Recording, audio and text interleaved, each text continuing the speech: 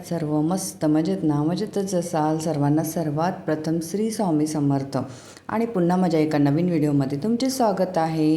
तर आज आहे ना व्हिडिओ मी संध्याकाळी चालू केला होता जरा सकाळी बाहेर गेले होते, व्हिडिओ शूट करायला नाही मिळाला, त्यामुळे म्हटलं चला संध्याकाळपासूनच व्हिडिओ शूट करूया. तर हे बघा चहा वगैरे झाला आहे. म्हटलं जेवण बनवण्याच्या आधी किचनला पुन्हा एकदा थोडा कपडा मारून घेऊया.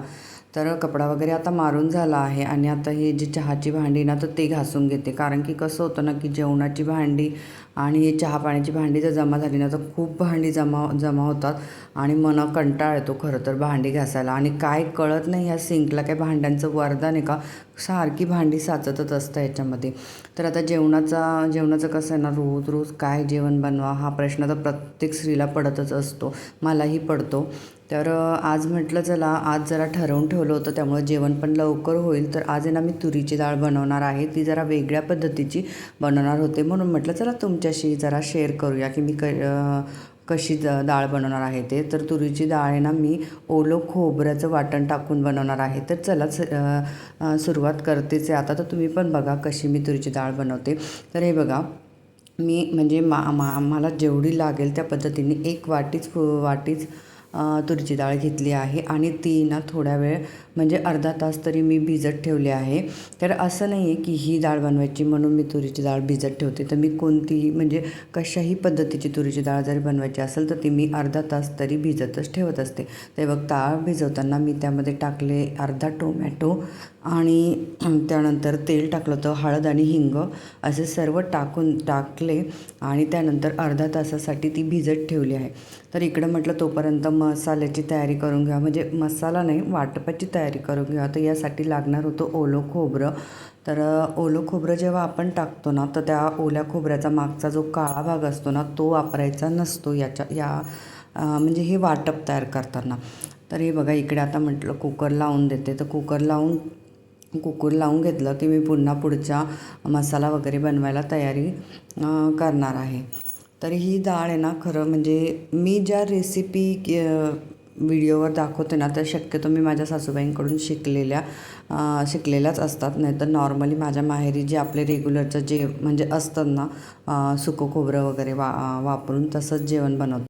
पण इकडे ओल्या खोबऱ्याचा वापर जास्त होता. ज्यांनी माझे मागचे व्हिडिओ बघितले असेल त्यांना तर कळलंच असेल. तर हे बघा आता मसाल्याची तयारी करते. तर मसाला म्हणजे ओलं खोबरं घेतलं आणि जिरे. तर ना जिऱ्यांचं प्रमाण जास्त पाहिजे ही डाळ बनवण्यासाठी. आणि एकच म्हणजे जेवढं आम्हाला तिखट लागतं त्याप्रमाणेच मी एकच हिरवी मिरची टाकली आहे. ही डाळ जास्त म्हणजे तिखट बनवत नाही, नॉर्मलीच असते.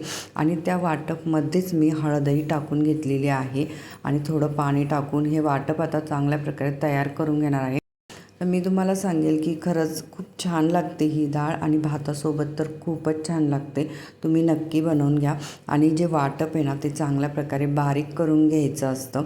तर कसं आहे ना माझं थोडं मिक्सरचं भांडं खराब झालं आहे, त्यामध्ये ना जास्त बारीक होत नाही, त्यामुळे मला सारखं म्हणजे थोड्या प्रमाणात पाणी टाकूनच बारीक करावा लागतो कोणताही मसाला असतो.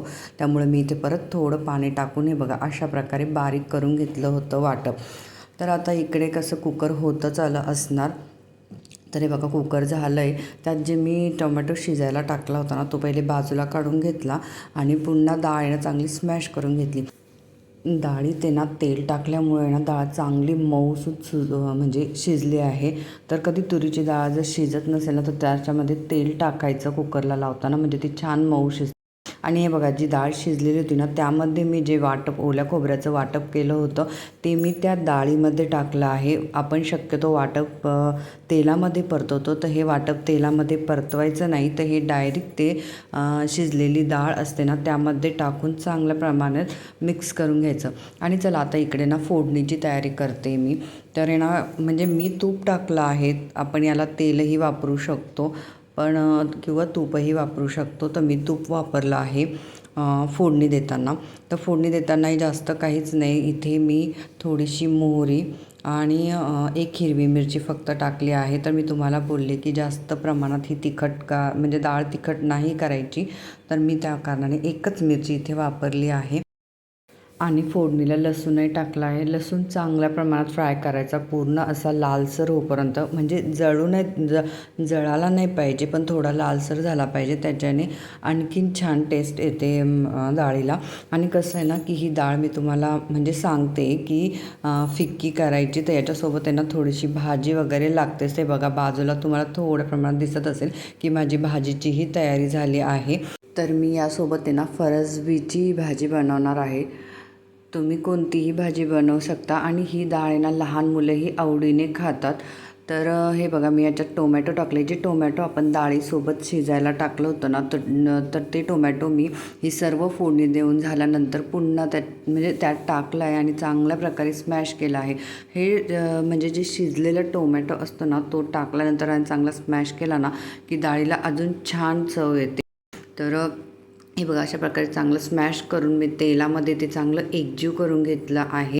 आणि हे बघा मसाल्याला तेलही चांगल्या प्रकारे सुटलं आहे. तर आता याच्यामध्ये जी शिजलेली डाळ होती आणि त्याच्यात जो आपण म्हणजे ओल्या खोबऱ्याचा मसाला टाकला होता ना, तर ते सगळं मी आता फोडणीला दिलं आहे आणि चांगल्या प्रकारे हलवून घेत आहे.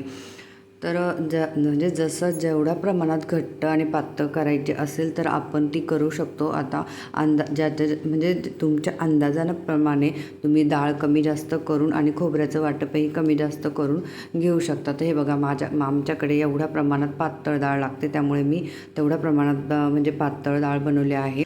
आणि मी यामध्ये पुन्हा टोमॅटो कट करून टाकला आहे. थोड्या प्रमाणात तुम्हाला पाहिजे असेल तर टाकू शकता, पण शक्यतो डाळीमध्ये टोमॅटो टाकला तर छानच लागतं. आणि दिसताना ही डाळ तुम्हाला साधीच डाळ दिसत असणार, पण ही टेस्टला खरंच खूप वेगळी लागते.